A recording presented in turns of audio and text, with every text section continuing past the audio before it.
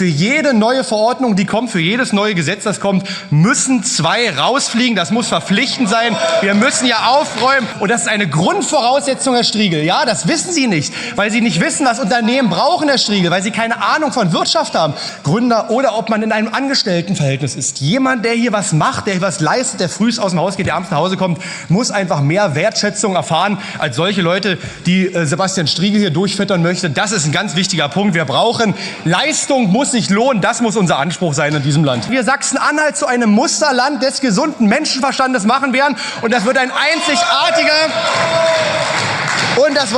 einzigartiger Wettbewerbsvorteil, wenn wir auf einmal Zehntausende Menschen in diesem Land haben, die qualifiziert sind.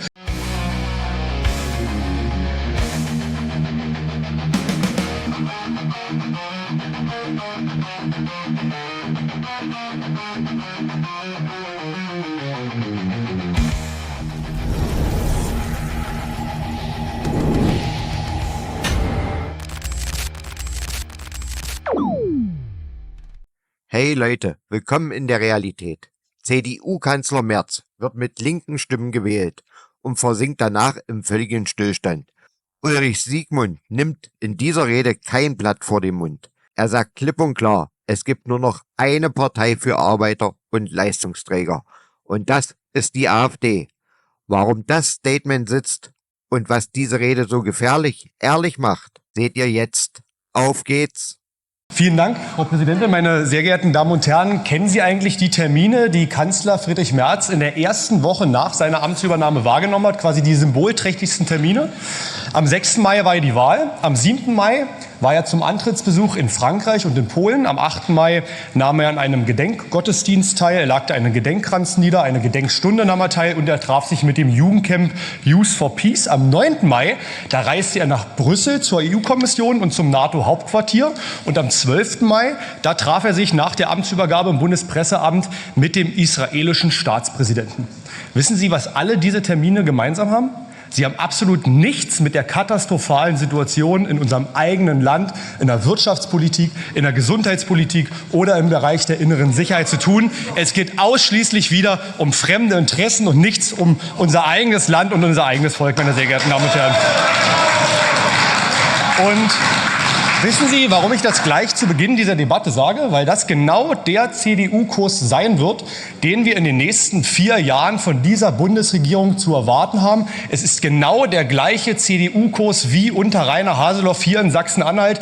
Alles für fremde und andere Interessen zu machen, jedem hier auf dieser Welt helfen zu wollen und die eigenen Leute, die eigenen Diäten auch erwirtschaften, die hier Wertschöpfung betreiben, die werden vergessen. Diesen Kurs werden wir auch von Friedrich Merz in den nächsten 4 Jahren erwarten können. Und der Wirtschaftsminister Sven der hat, Sven Schulze, ja, da komme ich mittlerweile durch die Presseberichterstattung ein bisschen durcheinander. Vielleicht können Sie sich ja irgendwann entscheiden. Jedenfalls hat Sven Schulze heute eine Regierungserklärung auf die Tagesordnung gebracht. Und zwar, weil er gute und wichtige Impulse von der neuen Bundesregierung für unser Bundesland erwartet.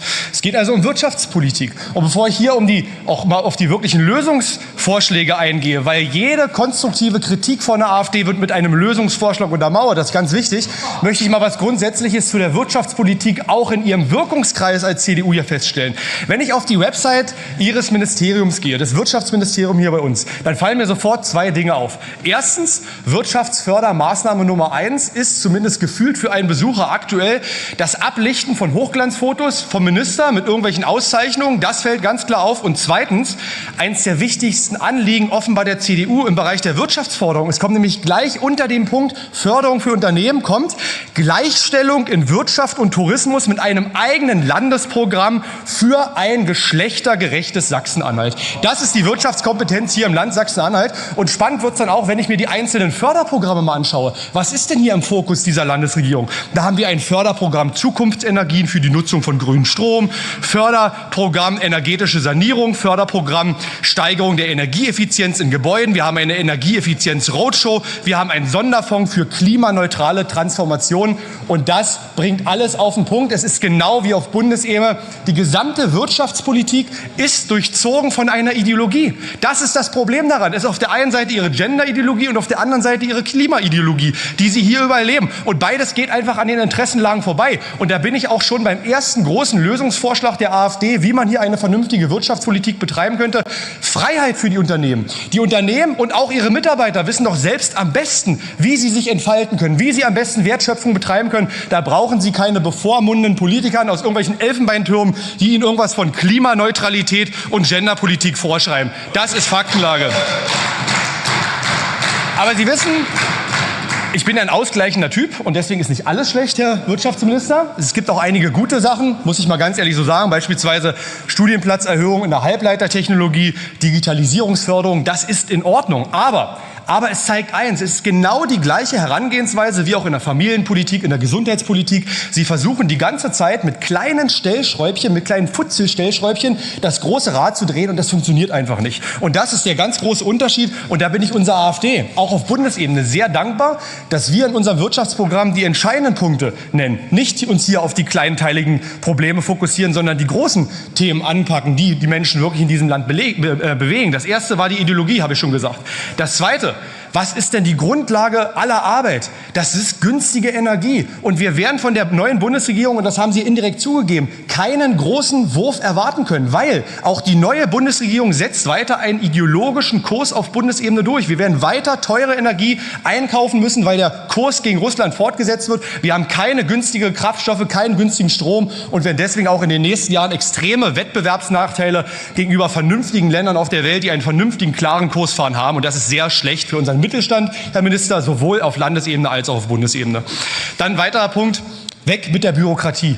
Ganz ehrlich, Lieferketten-Sorgfaltsgesetz, haben wir schon gesagt, Verpackungsgesetz, CO2-Steuer, Datenschutzgrundverordnung, Vergaberecht, Berichtspflichten, Meldepflichten, Nachhaltigkeitsberichterstattung. Erzählen Sie sowas mal einem Unternehmer in den Vereinigten Staaten, in den Vereinigten Arabischen Emiraten, in Australien, der guckt Sie an und fragt Sie: Was ist denn das? Wozu brauchten wir das alles? Und genau das frage ich mich auch. Wozu brauchen wir das alles? Weg damit, zusammen rationalisieren, sich auf das Wesentliche beschränken. Und deswegen nächster Lösungsvorschlag der AfD: Für jede neue Verordnung, die kommt, für jedes neue Gesetz, das kommt, müssen 2 rausfliegen. Das muss verpflichtend sein. Wir müssen ja aufräumen, anders wird das nichts mehr.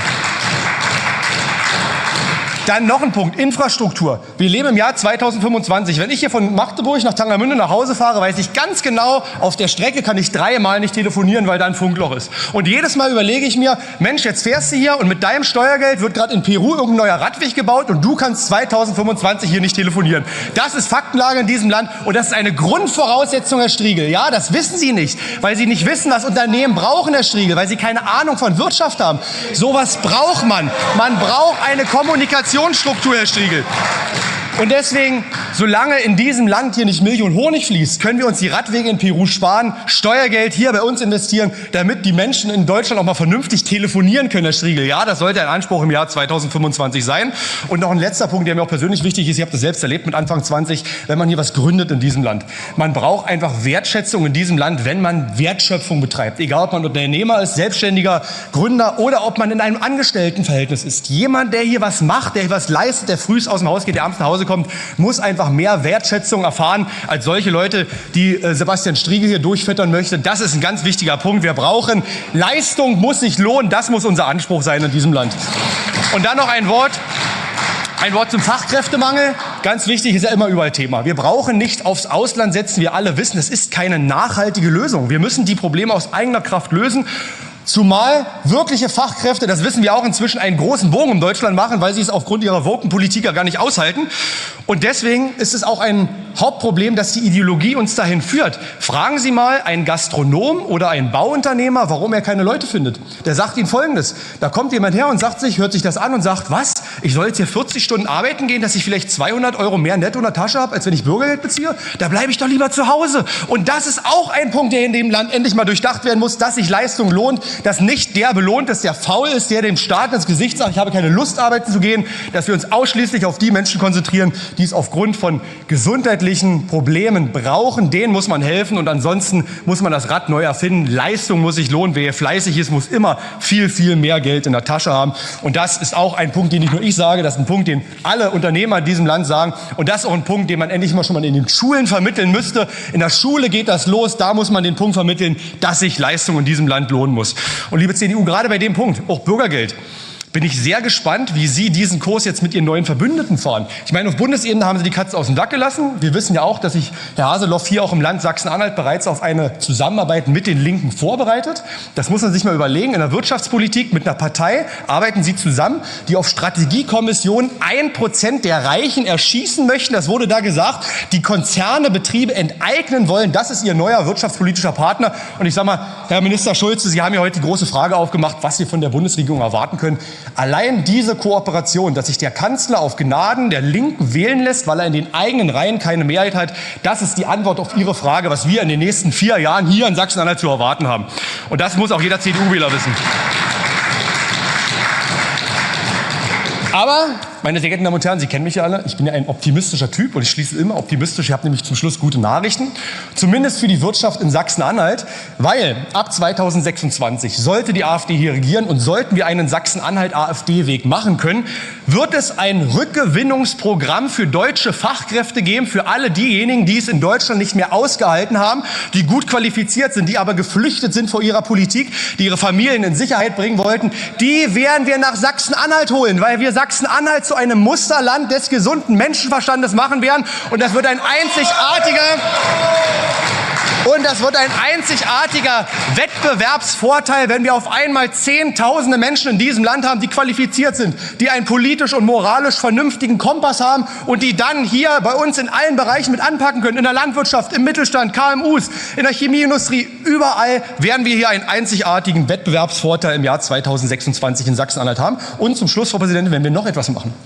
Wir werden so viele Ihrer politischen Versorgungsposten streichen und so viele Hängematten abhängen, in denen gerade Ihre Parteifreunde liegen, dass wir ganz viele Menschen auch wieder dem Arbeitsmarkt zur Verfügung stellen und die einer vernünftigen Tätigkeit nachgehen können. Und auch das wird die Wirtschaft in Sachsen-Anhalt gut voranbringen, weil ich komme zum Schluss, meine sehr geehrten Damen und Herren, für uns als AfD steht eins fest. Jede ehrliche und wertschöpfende Arbeit, egal ob in der Pflege, im Handwerk, in der Gastronomie, als Polizist, als Erzieher, als Lehrer, als Kraftfahrer, als Verkäufer, es ist ein wichtiger Dienst an unserem Land, an unserer Gesellschaft und deswegen besonders schützens- und fördernswert. Und deswegen gibt es in diesem Land nur noch eine einzige Arbeiterpartei, eine Partei der Leistungsträger und das ist die Alternative für Deutschland. Dankeschön, meine sehr geehrten Damen und Herren.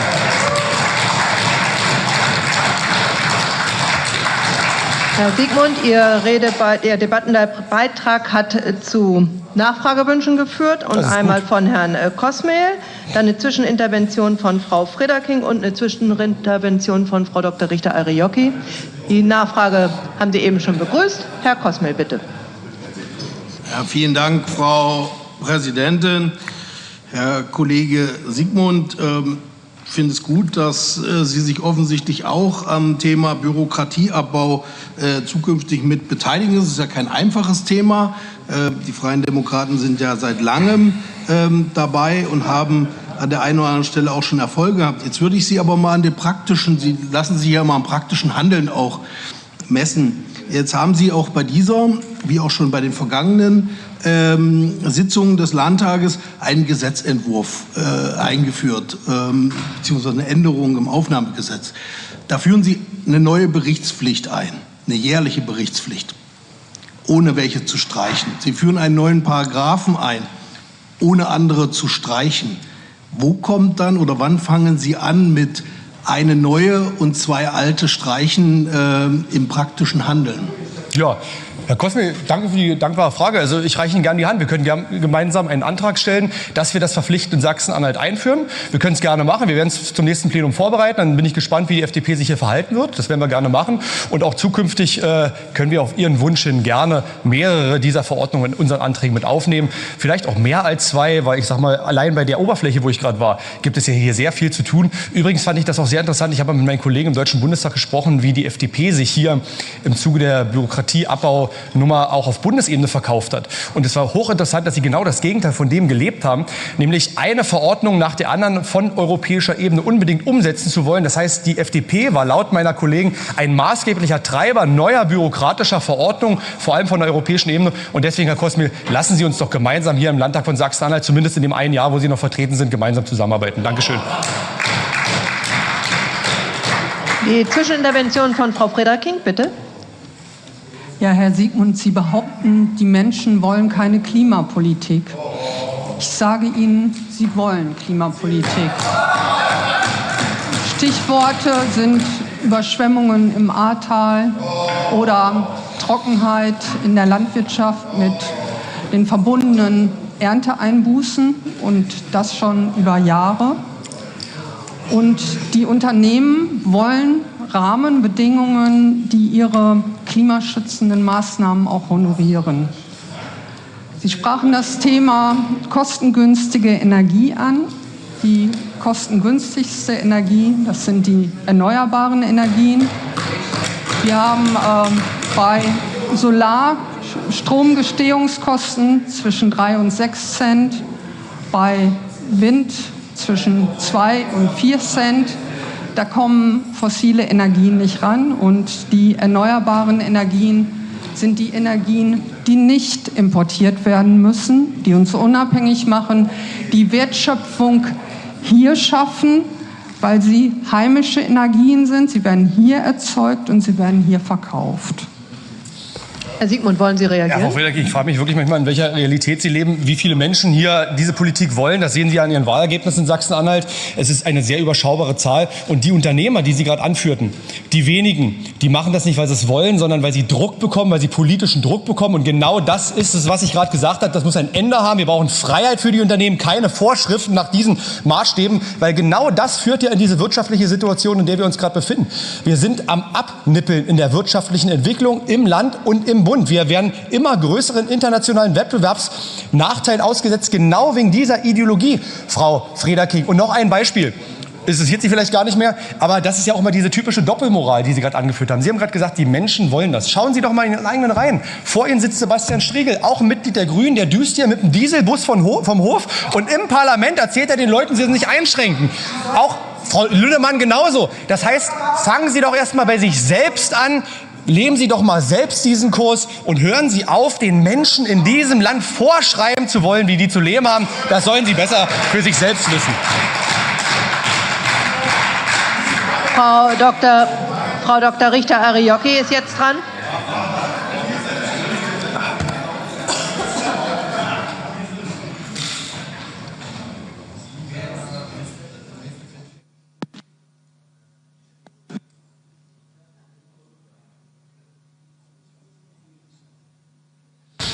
Herr Siegmund, das war ja schon eine sehr engagierte, vorgezogene Wahlkampfrede.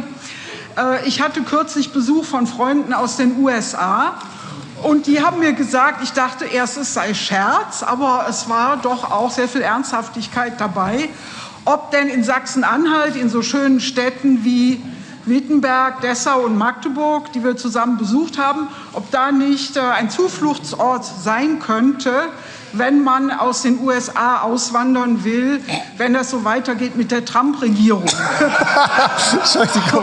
ich hoffe doch wirklich, dass Ihnen dieser Zufluchtsort enthalten bleibt. Denn Trump und AfD sind ja auch ganz nah beisammen. Dazu habe ich dann auch noch einiges gehört. Also ich hoffe, dieser Zufluchtsort bleibt erhalten und bleibt weiterhin so attraktiv, wie er aus dem Ausland auch gesehen wird.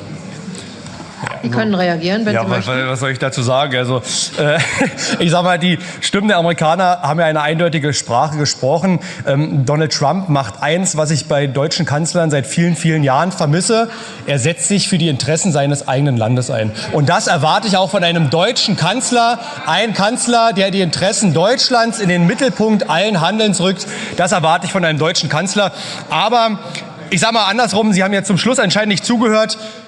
Frau Richter-Ariocki, diesen Zufluchtsort einer vernünftigen Politik, eines gesunden Menschenverstandes, den werden wir ja mit Sachsen-Anhalt ausbauen. Und zwar genau für die Menschen, die vor ihrer Politik flüchten. Vor ihrer Politik flüchten. Und das haben wir aktuell bereits, Frau Richter-Ariocki. Wir haben beispielsweise bei uns im Kreisverband Menschen aufgenommen aus Nordrhein-Westfalen, die gesagt haben, wir halten die Zustände hier nicht mehr aus. Wir setzen uns jetzt noch in den Osten ab. Das ist nicht gelogen. Ich kann Ihnen mehrere solcher Beispiele nennen, die jetzt noch eine vernünftige Lebensqualität haben, die Sicherheit haben möchten. Und genau diesen Menschen, die das alte Deutschland haben möchten, ein Deutschland der Freiheit, der Selbstbestimmung und vor allem mit einem vernünftigen Sicherheitsgefühl, das werden wir diesen Menschen in Deutschland ab 2026 in Sachsen-Anhalt zurückgeben können. Dankeschön.